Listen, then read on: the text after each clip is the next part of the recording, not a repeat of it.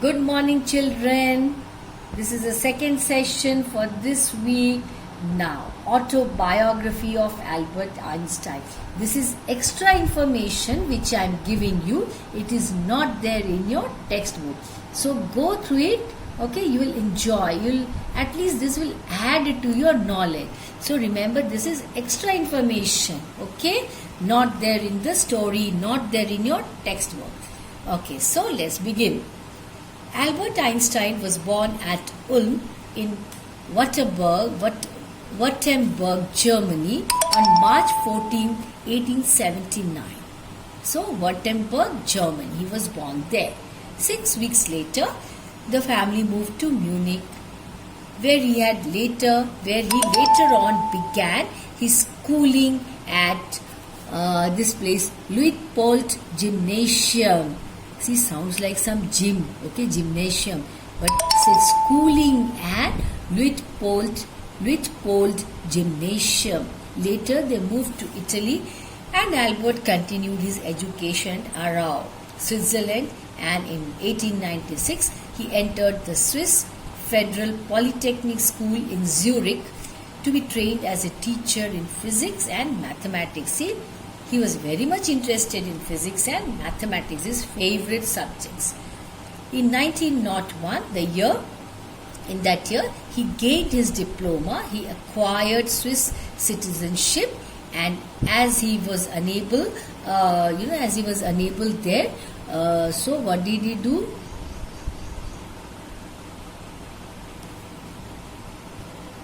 As he was unable to find a teaching post, he accepted a position as technical assistant in the Swiss Patent Office.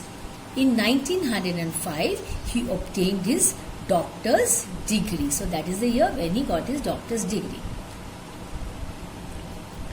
Okay, so after that, during his stay at the patent office and in his spare time, that is whenever he was free, he produced much of his remarkable work, and in 1908 he was appointed as that private dozent in Bern.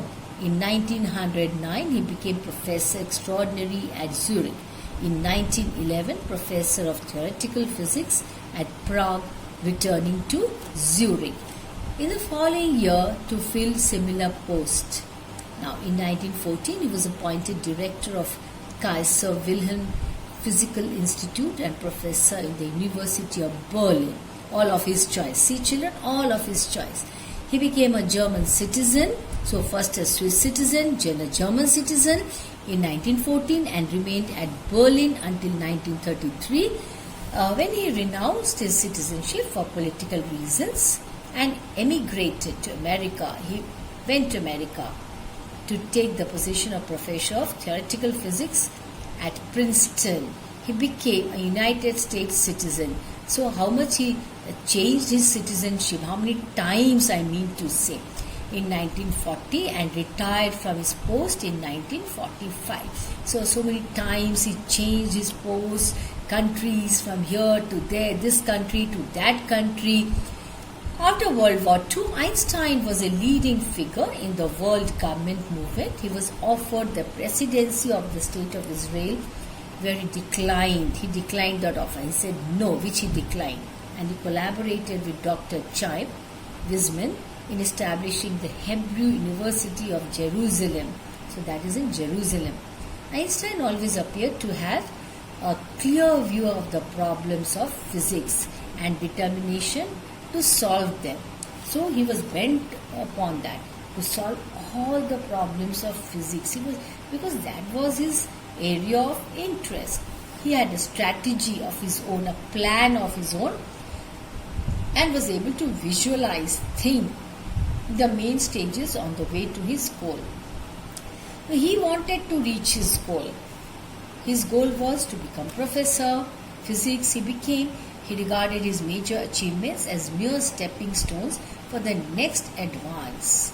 So he was never satisfied with one. At the start of his scientific work, Einstein realized the inadequacies of Newtonian mechanics. Certain things were lacking in that. He realized that. And his special theory of relativity stemmed from an attempt to reconcile the laws of mechanics with the laws of electromagnetic field. It evolved from their relativity. He dealt with classical problems of statistical mechanics and problems in which they led to an explanation of the Brownian movement of molecules. He investigated the thermal properties of light with a low radiation density, and his observations laid the foundation of the photon theory of light. All about physics, you see, different theories and all that, all about physics.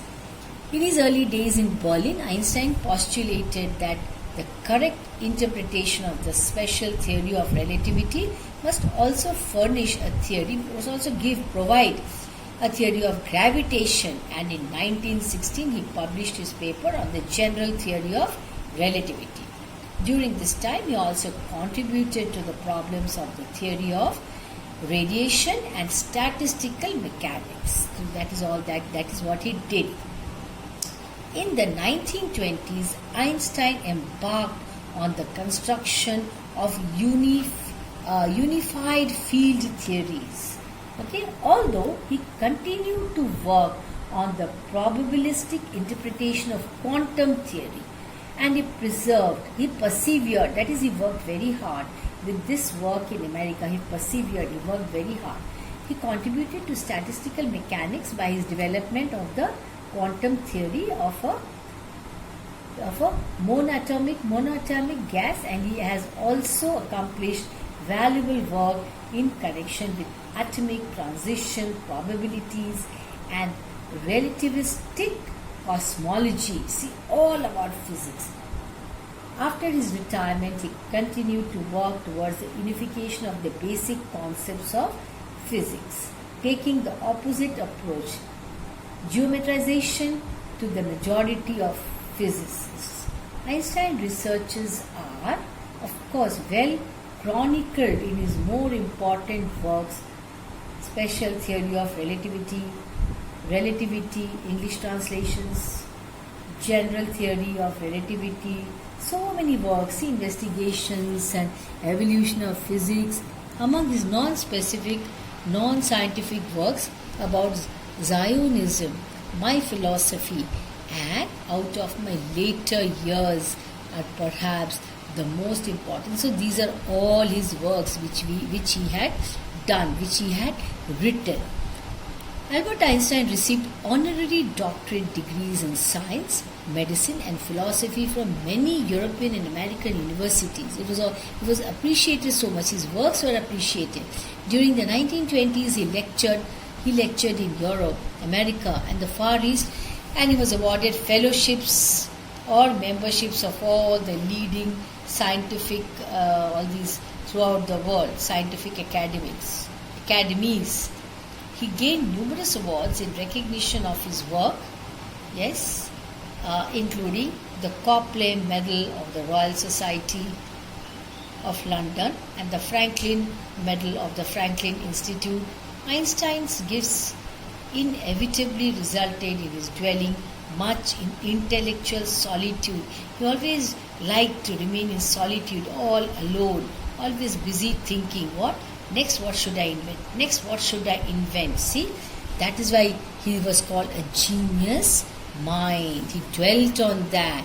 He married Mileva Marik in 1903 and they had a daughter and 2 sons. Their marriage was dissolved in 1919 and the same year he married his cousin Elsa Lowenthal, who died in 1936. He died on April 18, 1955 at Princeton, New Jersey. So that was the autobiography. Of who? Albert Einstein. So very interesting, children. So what should you do? Read this. You will get so much of knowledge. You will come to know all about him. He was interested in what did he do, why did he do, what all did he write, what were his works. Okay, so you will come to know so many things about Albert Einstein. Now, why did I take up this topic? Because this lesson is about Albert Einstein. So we need to know something more about him. Right, that's all for today. Thank you.